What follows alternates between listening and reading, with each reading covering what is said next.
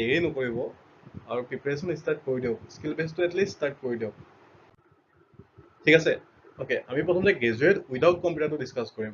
ঠিক আছে, যোৱাবাৰ কি হৈছিলে, যেতিয়া 100টা কুৱেশ্যন আছিলে, 100টা কুৱেশ্যনৰ ভিতৰত যিটো মেল কেণ্ডিডেট জেনেৰেলৰ কাৰণে আছিলে 85টা কাৰেক্ট কৰিব লাগিছিলে। ঠিক আছে, যোৱাবাৰ নিগেটিভ মাৰ্কিং নাছিলে আৰু এইবাৰৰ পেপাৰখনতকৈ বহুত ইজি আছিলে পেপাৰখন।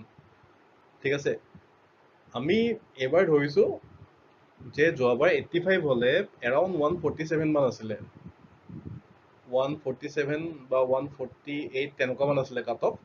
কিন্তু আমি এবাৰ চালোঁ যে এবাৰ নিগেটিভ মাৰ্কিং আছে আৰু যিহেতু এইবাৰ অভাৰলেপিং নহ'ব, সেইটোৰ ওপৰত ধৰি পেলাই আমি উলিয়াইছোঁ যে জেনেৰেলৰ মেল কেণ্ডিডেটৰ 135ৰ পৰা 127 যাব লাগে। ঠিক আছে, আৰু যিটো ফিমেলৰ হয়, ফিমেলৰ যোৱাবাৰ 10 মাৰ্কছ ডিফাৰেঞ্চ এটা আছিলে। চ' এইবাৰ 10